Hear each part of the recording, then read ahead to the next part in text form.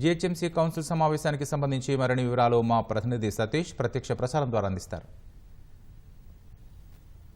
నేను greater Hyderabad municipal కార్పొరేషన్కి సంబంధించినటువంటి బడ్జెట్ సమావేశం జరగబోతుంది. ఉదయం 10:30 గంటలకు మేయర్ విజయలక్ష్మి అధ్యక్షతన జరిగేటువంటి ఈ సమావేశానికి ఇటు అధికార అటు ప్రతిపక్ష కార్పొరేటర్లంతా కూడా వ్యూహాలు ప్రతివ్యూహాలతో సిద్ధమయ్యారు. ముఖ్యంగా బడ్జెట్ ఎజెండాగా జరిగేటువంటి ఈ సమావేశానికి సంబంధించి పూర్తి స్థాయిలో 2025-26 సంవత్సరానికి సంబంధించి 8,440 కోట్లకు సంబంధించినటువంటి ప్రతిపాదనలతో బడ్జెట్ సిద్ధం చేశారు. ఆ బడ్జెట్ ఆమోదానికి ఈరోజు జీహెచ్ఎంసీ కౌన్సిల్ సమావేశం కాబోతుంది. ఉదయం బడ్జెట్ సంబంధించినటువంటి సమావేశంతో పాటు మధ్యాహ్నం తర్వాత ప్రజా సమస్యలకు సంబంధించినటువంటి ఈ చర్చ జరగబోతుంది. దీనికి సంబంధించి కార్పొరేటర్లంతా కూడా ఒక్కొక్కరుగా జీహెచ్ఎంసీ ప్రధాన కార్యాలయానికి చేరుకోబోతున్నారు. సో ఇప్పుడు ప్రస్తుతం బీజేపీ కార్పొరేటర్లంతా కూడా వినూత్న రీతిలో నిరసన తెలుపుతూ బడ్జెట్కి సంబంధించి తమకు సంబంధించినటువంటి కేటాయింపుల విషయంలో అన్యాయం జరుగుతుంది, తమ డివిజన్లకు సరిగ్గా రావడం లేదని చెప్పేసి ఆరోపిస్తూ వినూత్న రీతిలో మల్కాజిగిరి కార్పొరేటర్ శ్రవణ్తో పాటు మిగతా కార్పొరేటర్లంతా కూడా భిక్షాటన చేస్తూ వినూత్న రీతిలో తమ నిరసన వ్యక్తం చేయడం జరుగుతుంది. వినూత్న నిరసన ఏంటి, ఇలా భిక్షాటన చేయడంలో మీ ఉద్దేశం ఏంటి? జిహెచ్ఎంసీలో పూర్తిగా నిధులు గొల్లైపోయి ఉన్నాయి. ఈరోజు పూర్తిగా చూపించినటువంటి 8,450 కోట్లు దాదాపుగా పూర్తిగా బోకస్. లాస్ట్ బడ్జెట్లో మీ అందరికీ తెలుసు 1,200 కోట్ల రూపాయలు రాష్ట్ర ప్రభుత్వము ఇచ్చిందని చెప్పి ఇక్కడే కాంగ్రెస్ పార్టీ వాళ్ళు పాలాభిషేకం చేసిర్రు. ఈ 1,200 కోట్లు కాకులెత్తుకు పోయినాయా, 7వ ఫ్లోర్లకు పోయినాయా, 1వ ఫ్లోర్లకు పోయినాయా? చూపించిన లెక్కలన్నీ కూడా బొక్కల లెక్కలు. దీంట్లో మళ్ళీ 3,000 కోట్ల రూపాయలు లాస్ట్ టైమే పైసలు ఇదే క్యాపిటల్ బారోయింగ్స్లో 3,000 కోట్ల రూపాయలు వస్తాయని అంచనా ఇస్తున్నారు. ఏడికెళ్ళి వస్తాయి? మరి జిహెచ్ఎంసీకి స్టాంప్ డ్యూటీ ఇచ్చామని చెప్తున్నారు 3,000 కోట్ల రూపాయలు. ఏ అకౌంట్లు వేసిర్రు, ఎంత రియలైజేషన్ చెప్తలేరు.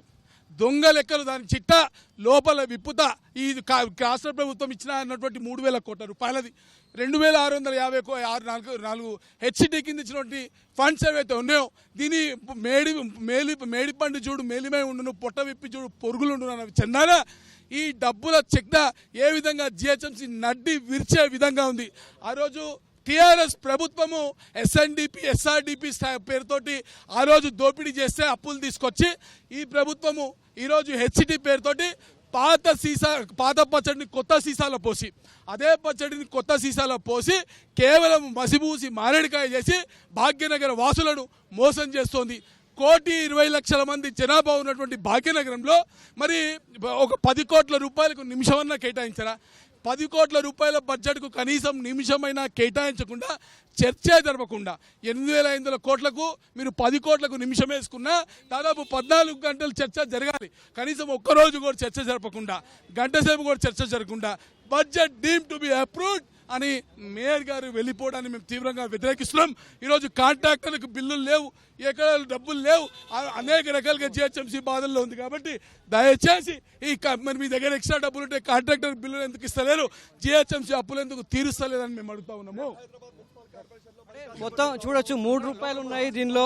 సో వచ్చేది ఎలక్షన్ ఇయర్, చాలా మంది కార్పొరేటర్లు అంతా కూడా నిధుల కోసం మీలాగా నిరసన వ్యక్తం చేస్తున్నారు. మరి ఈ సభలో ఏం జరగబోతుంది? నిజంగానే మీరు బడ్జెట్ ఆమోదిస్తారా, లేదు అంటే నిధుల కోసం పట్టుబట్టే అవకాశం ఉందా? ప్రతిపక్షాలు మిగతా బీఆర్ఎస్ కావచ్చు, కాంగ్రెస్ ఏ వ్యూహంతో ఉన్నాయనుకుంటున్నారు? మేము పూర్తి స్థాయిలో బడ్జెట్ పైన చర్చించడానికి సిద్ధంగా ఉన్నాం. ఒకరోజు కాదు 10 రోజులైనా కూర్చొని చర్చిస్తాం. చర్చించాలని మేము పిలుపునిస్తున్నాం. చర్చ లేకుండా డీమ్ టు బి అప్రూవ్డ్ అంటే అప్రజాస్వామికం అని మేము అంటున్నాం. శ్రీవాణి గారు, మీరు వేసుకున్నటువంటి గొంగడి చాలా తూట్లు పడి ఉంది. సో దీని ద్వారా ఏం చెప్పదలుచుకున్నారు? మన ఇప్పుడు తెలంగాణలో జిహెచ్ఎంసీ బడ్జెట్ కూడా ఇట్లాగే ఉంటుందండి. చూడడానికి మంచి దుప్పటిలాగా కనిపిస్తుంది, కానీ విప్పి చూడంగానే ఇట్లా బొక్కలతో మయమైపోయి ఉంటుంది. అసలు డబ్బులు ఎక్కడికి పోతున్నాయో అర్థం కావట్లేదు.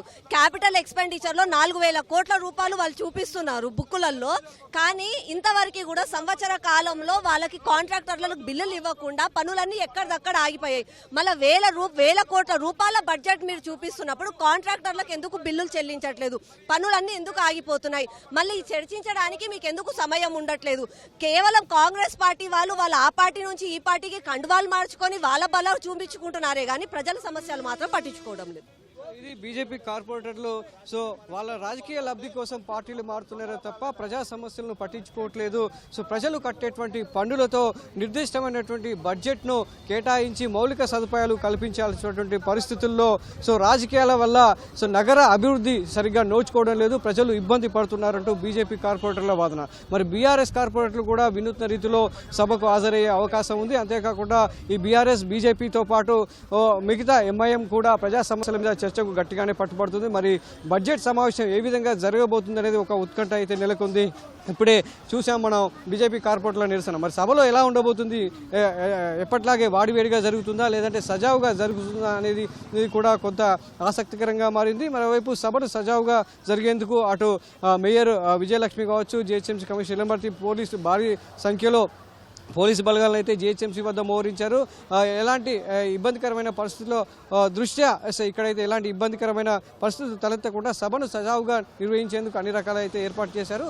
10:30 గంటలకు జరగబోయేటువంటి బడ్జెట్ సమావేశం మీద మొత్తం ఇటు బీజేపీ బీఆర్ఎస్ కార్పొరేటర్లతో పాటు ఎక్స్ అఫీషియల్ సభ్యులంతా కూడా హాజరవబోతున్నారు. Vote studio.